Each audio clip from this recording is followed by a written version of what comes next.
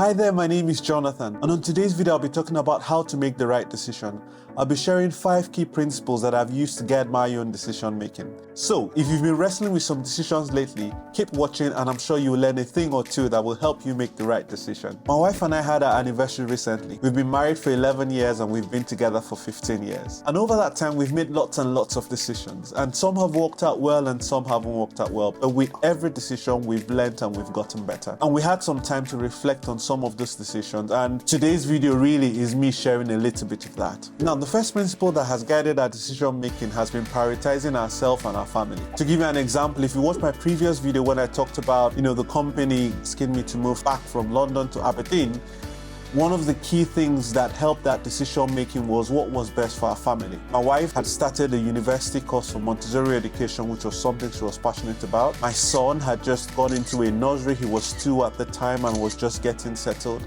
And for myself, career-wise, London was where all the key decisions were being made. And so from an individual and a family collective point of view, the right decision was to stay in London, and that really was the basis. The second principle that has guided my decision making has been prioritizing growth and opportunities that will stretch me. Again, referring to that previous video where I talked about the fact that I decided to also change careers. I decided to move from a technical path to a commercial path. And part of the reason for that was earlier on, I think sometime in 2014, I had done an MBA. And I had done that MBA part-time over a 3-year period because I knew that I wanted to be a well-rounded engineer. And so moving into a commercial role was going to give me a much broader view of what it takes to actually turn the work that we do into dollars in the market. That was the opportunity that was going to grow me. That was the opportunity that was going to stretch me.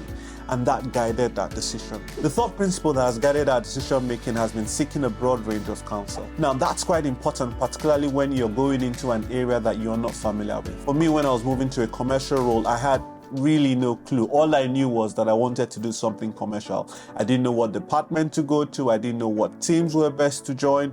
And so I spoke with lots of people. I spoke with 19 people at the time. And what was I doing there? It was really, tell me about yourself, tell me about the job you're doing, tell me about the opportunities there, what are the growth areas, and that really helped me. But at the end of the day, that was a lot of information, and a number of people were telling you'll be great in, I think you'll be great in this team. But what I ended up doing was using that information as a filter. I may not be able to say exactly what opportunity I want to pursue, but from all this information, I can kind of tell the things I don't want to do. And so I use that to kind of, reduce all those options and come down to a really small subset. And then from that subset, I basically followed my gut. The fourth principle that has helped my decision making is once you've decided, take action fast. Now, it's important to do all this analysis. It's important to reflect on what's best for the family. It's important to think about, to get advice, wise counsel from people, and look at what your gut feel is. But once that decision has been made, it's important to take action fast. The reason for that is certain decisions are time critical,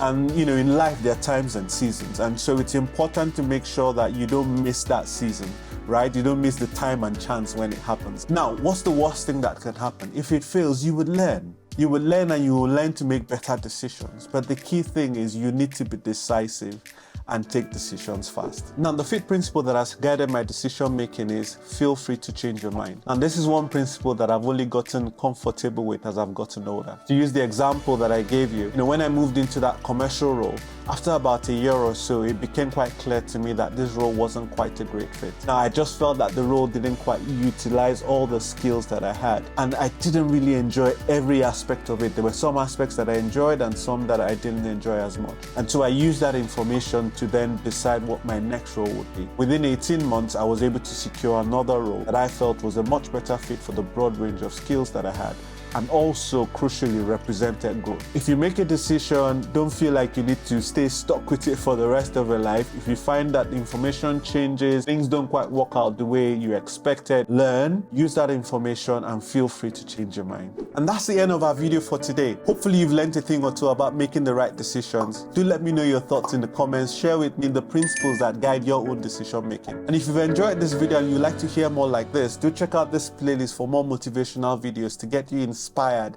and unlock your full potential. Have a wonderful week ahead. Bye-bye.